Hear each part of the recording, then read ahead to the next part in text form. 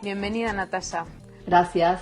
Vamos a hablar de cómo pintas tú con luz y de cómo has adoptado esta filosofía de pintar con luz en tus proyectos. ¿Cuál es tu filosofía respecto a este tema? Bueno, la idea se empezó a desarrollar, digamos, desde que estaba en la escuela de cine en Inglaterra. Una de mis principales influencias era Sławomir Žižek y las películas que hizo con Kieślowski. Algunas de ellas, por ejemplo, No Matarás, que es short film about killing, o La doble vida de Verónica, o Blue, Three Colors Blue. Y Sławomir tenía una técnica en la que había fabricado una serie de filtros con ¿cómo se dice? Un glassmaker polaco, en los cuales cada filtro tenía como una forma y tenían o un poco de distorsión o una especie de tintura marrón que hacía que, por ejemplo, si el frame soy lo que me estás viendo a mí, mi frame, y quiero oscurecer aquí, ¿no? Como un poco en laboratorio blanco y negro, para concentrar la atención en la persona, pues tenía una forma así y se ponía como más oscuro y más marrón, ¿no? Como un grad hecho a medida, digamos. Como yo antes de hacer cinematography había hecho también mucha fotografía blanco y negro, tenía mi laboratorio, me gustaba mucho lo de jugar en el laboratorio con las pantallas y todo eso, pues cuando descubrí a Sławomir Žižek me interesó muchísimo eso, ¿no? Cómo llevar la fotografía a un lugar no necesariamente tan realista, pero más expresionista, y cómo utilizar los filtros, ¿no?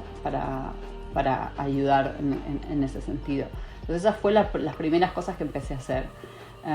Luego más adelante empecé a poner pedazos de vidrios delante del lente para crear refracciones y como foregrounds, cosas en primer plano que estuvieran fuera de foco.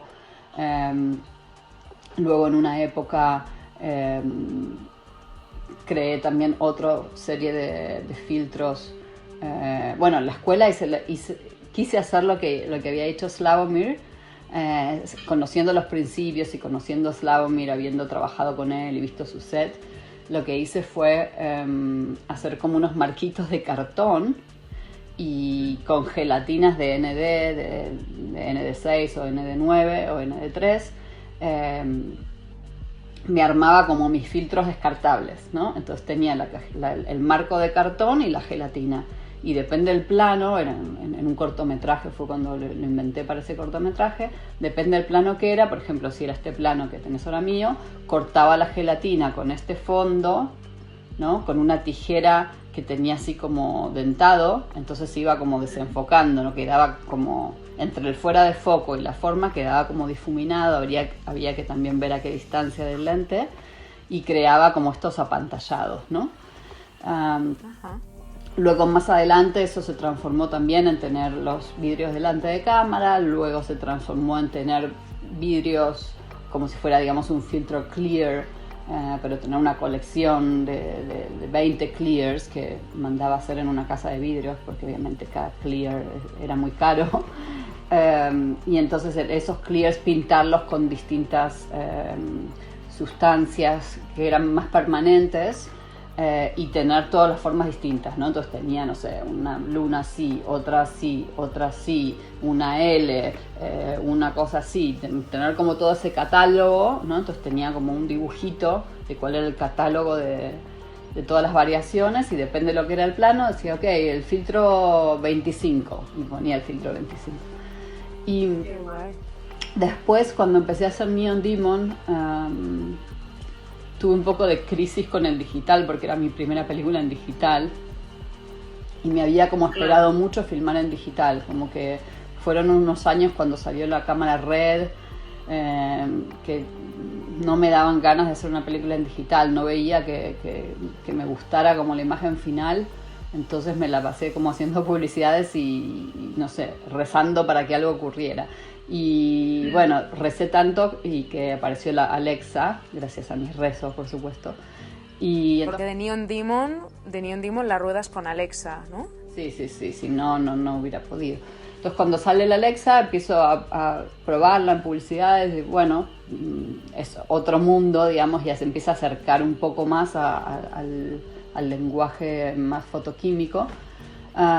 Y en Neon Demon es la primera película que hago en digital.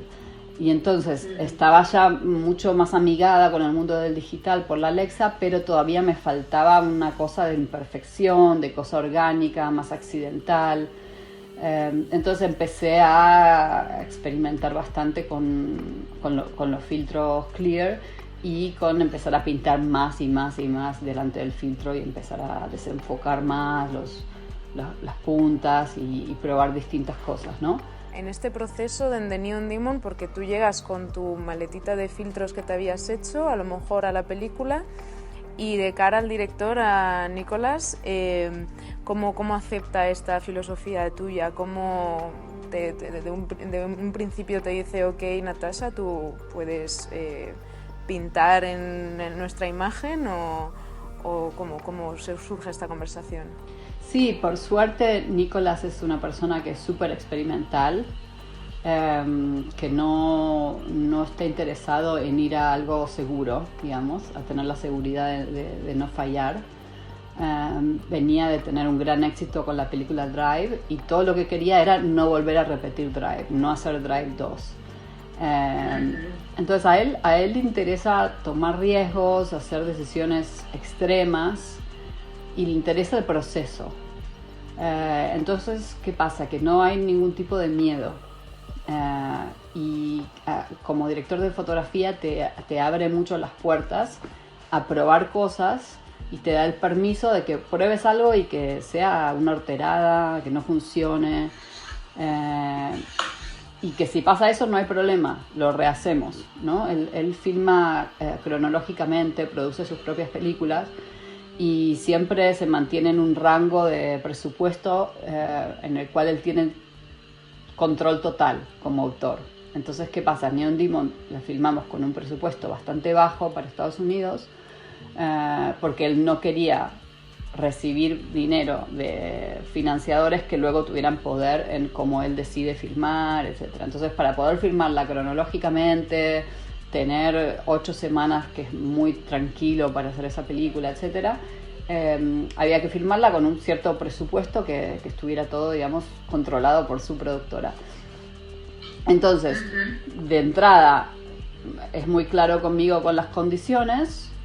Vas a tener que hacer algo que quiero que se vea increíble de luz, pero con nada, con 3 fluorescentes, pero vamos a tener tiempo y vas a poder probar cosas. Y si probamos y no funciona, lo podemos volver a filmar o podemos esperar media hora para reiluminar. O sea, no hay una presión de time is money, que es el paradigma que siempre lamentablemente nos dirige, ¿no? en la realización de películas.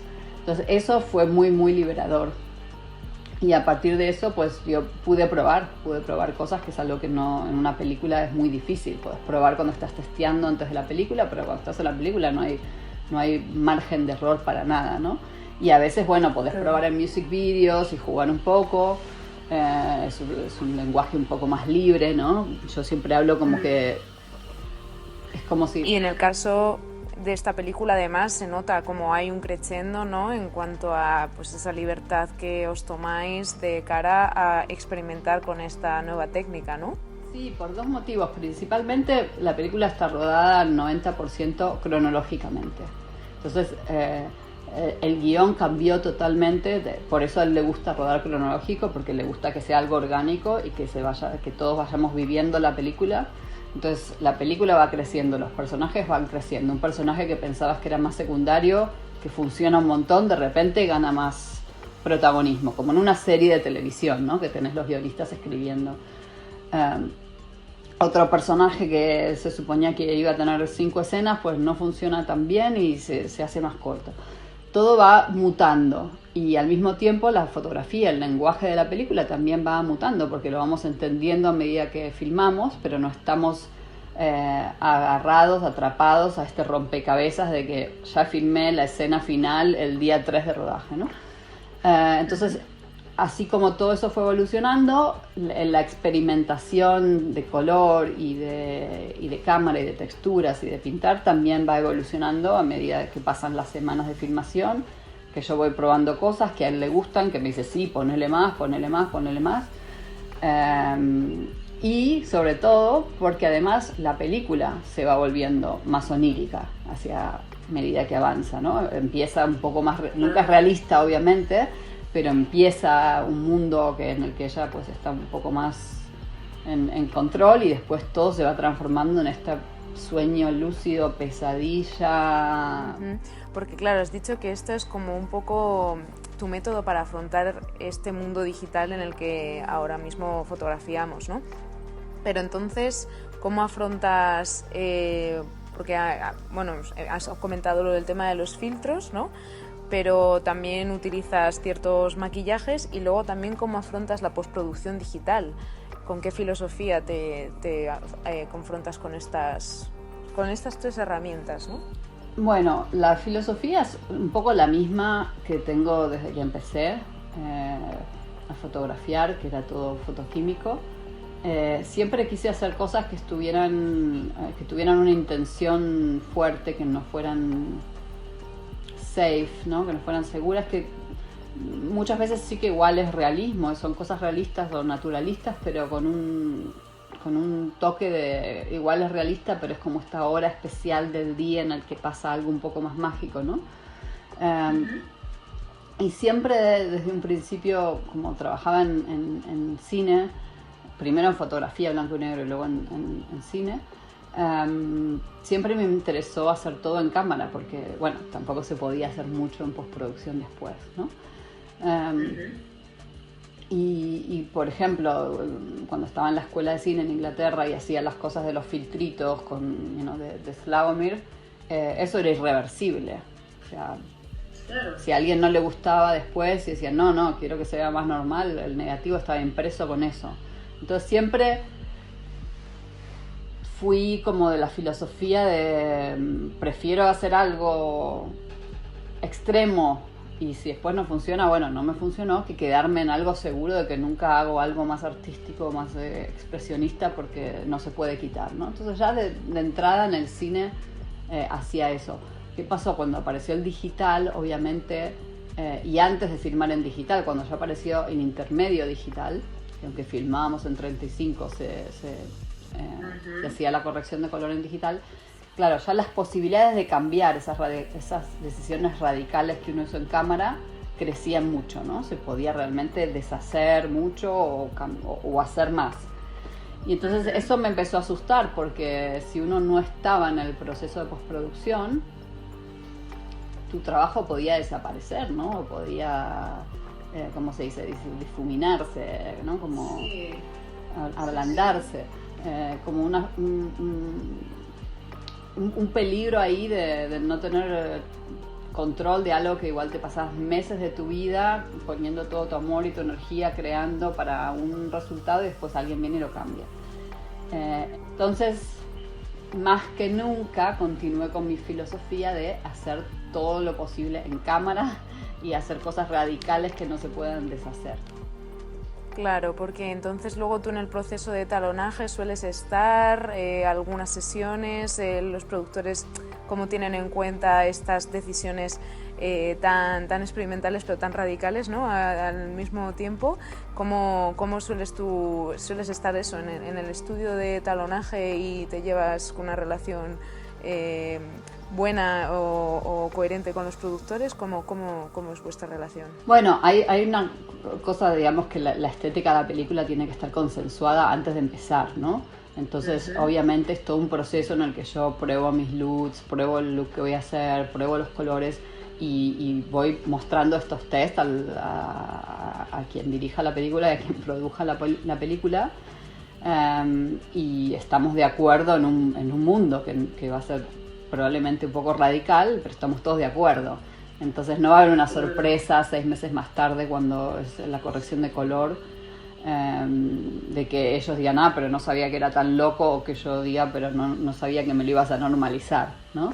Claro. En teoría me contratan por una razón y tenemos un trabajo de preparar una película y preparar un lenguaje visual que hacemos en conjunto y está consensuado. Entonces lo que intento hacer de todas formas es que lo que hayamos decidido hacer sea siempre algo que se hace en cámara y que no dependa de un proceso de postproducción. A lo sumo es un LUT especial que creamos para el proyecto, pero ese LUT lo estamos usando en cámara cada día en el rodaje. Entonces cada persona que está mirando en el monitor está viendo algo que es el 95% exacto de lo que va a ser al final en el cine. Claro. Entonces eso garantiza la integridad del proyecto hasta el final. Y cuando llego a la corrección de color, lo único que tengo que hacer realmente es jugar un poquito más y mejorar lo que ya tengo, ¿no? Igual no tuve tiempo, por ejemplo, de nuevo, si el plano soy lo que tengo ahora, y me hubiera gustado que la pared no esté tan plana de luz y que se oscurezca un poco de algún lado, ¿no? Que haya como una especie de degradé, pero no me dio tiempo de poner esa bandera porque teníamos que filmar rápido, pues en la corrección de color puedo jugar un poquito con viñetear y eso, o sea, eso es para lo que utilizo la corrección de color, para ir un pasito más allá de cosas que no te dieron tiempo de hacer en el rodaje, pero no estoy creando un nuevo look, no estoy creando una relación de contrastes o jugando a ver qué look le puedo encontrar en postproducción. No, claro, tú ya vas con una idea fija estética desde el principio y entonces la plasmas y simplemente la potencias en postproducción, ¿no? Uh-huh. Y has hablado de que, claro, a ti ya te eligen porque saben un poco cuál es tu filosofía estética y cómo es tu método para elegir esos proyectos, cuál es, ¿no? Y viceversa, cuál es tu forma de catalogar los proyectos. Es un poco bastante instintivo y emocional, te diría. Leo muchos guiones y de repente hay uno que me toca en el estómago, ¿no? En el corazón. Y que resueno con esa historia, resueno con ese personaje, con ese viaje emocional que se describa o esa filosofía o lo que sea. Y siento que tengo que hacer esa película y tengo que contar esa historia. Ese es el comienzo, digamos.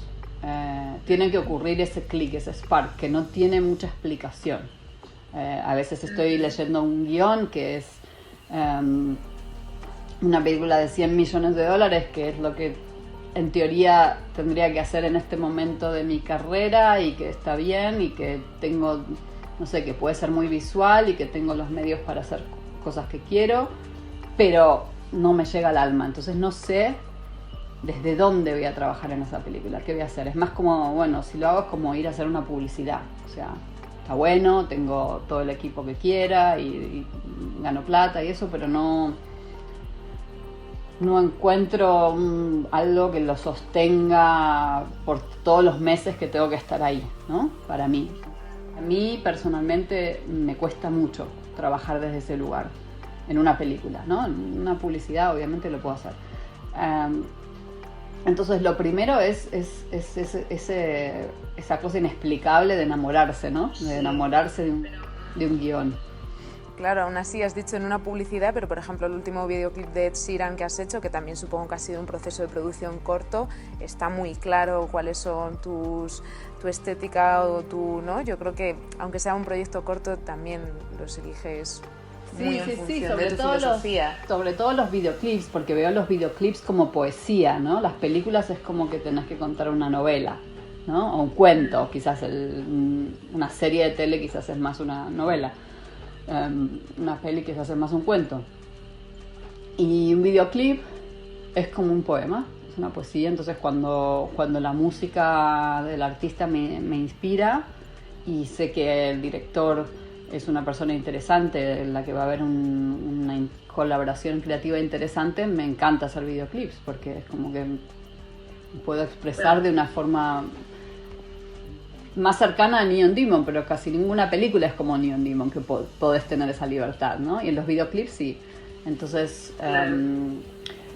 este disco de Ed Sheeran es un disco muy diferente a sus discos anteriores, es muy triste, melancólico, de pérdida, de muerte de gente que él tenía cercana. Y bueno, no sé, me va la melancolía y la tristeza cuando escuché la música y la propuesta que tenía la directora para hacerlo, pues sentí que me tocaba y que podía resonar con eso y crear imágenes que transmitieran esas emociones, ¿no? Y con los guiones de películas es lo mismo, tenés que resonar, ¿no? De algún lado tenés que tener esa empatía que hace que resuenes con el material y que sientas, wow, quiero contar esta historia, es importante contar esta historia. Y luego, ese es como el primer paso. Después depende de quién es el director y cuál es el punto de vista del director y cómo el director quiere contar esa historia. Entonces tienen que alinearse muchas estrellas, ¿no? Primero, obviamente, es el guión, es lo que vamos a hacer. Y luego es con quién vas a crear esta colaboración artística, ¿no? Tiene un punto de vista que resuena con el mío. ¿Puedo apoyar a esta visión o vamos a chocar, ¿no? Uh-huh. Y bueno, un poco ya hablando de los proyectos en general, ¿no?, que eliges, y respecto a tu filosofía y tu técnica en la que pintas y experimentas delante de la cámara, quizá The Neon Demon es el ejemplo pues más evidente, ¿no? Pero después de The Neon Demon, ¿has seguido practicando esta práctica en todos tus proyectos? Por ejemplo, me viene a la cabeza en She Said, que es una película quizás un poco más realista, ¿no? Pero sí que tiene esos tintes, ¿no?, de que has metido mano, por así decirlo, delante de la cámara. ¿Es esto cierto? ¿O depende del proyecto no lo aplicas? ¿O...? No, la técnica ahora ya está muy avanzada y entonces es parte de mi paleta personal y siempre está siendo utilizada, algunas veces de una forma más sutil, más naturalista, y otras veces de una forma más expresionista. En Gloria Bell cada plano también está pintado, y a veces simplemente la pintada es para desenfocar un poquito el fondo, ¿no? Y lo interesante es que no se vea la técnica, ¿no? Igual en Neon Demon tampoco creo que se ve la técnica, sino que se ve el resultado de la técnica, pero no se ve exactamente acá hay una cosa pintada.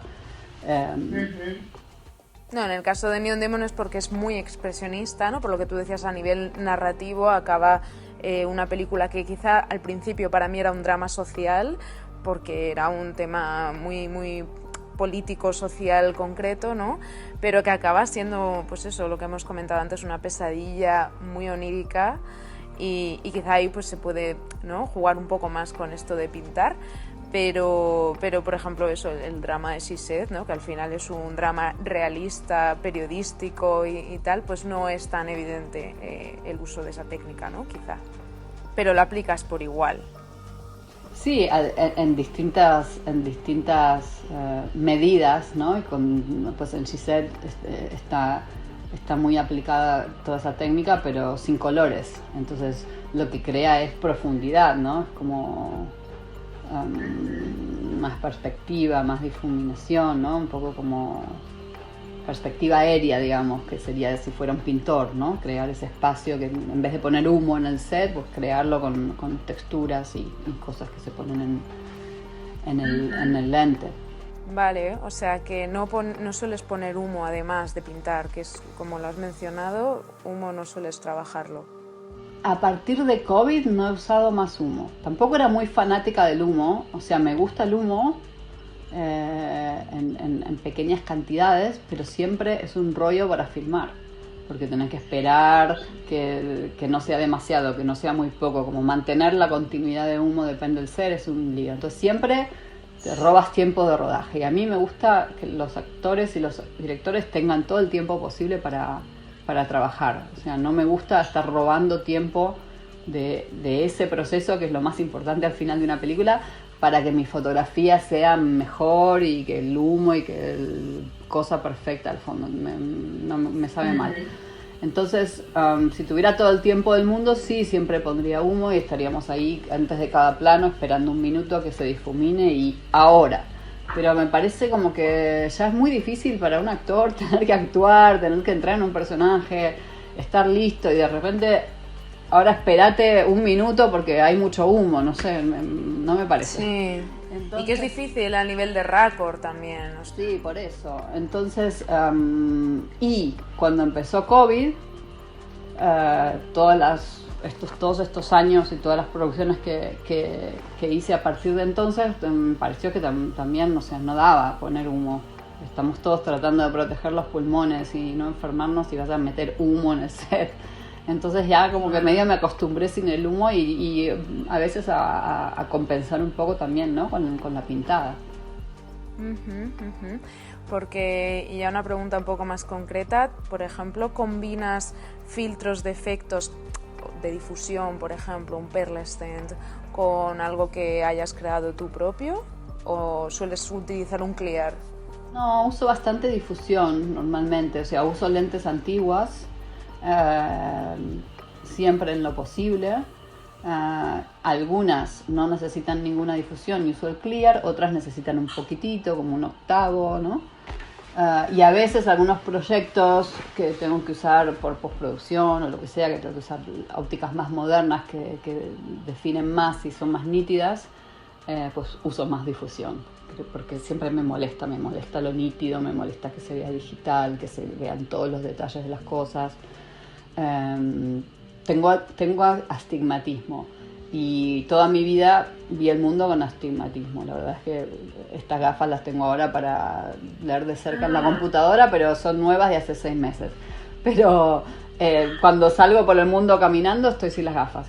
Y siempre vi el mundo así, medio borrosito, medio deformadito. Claro, el digital te lleva a ese otro mundo de la hipernitidez. Entonces todo lo que puedo hacer para romperlo, lo hago.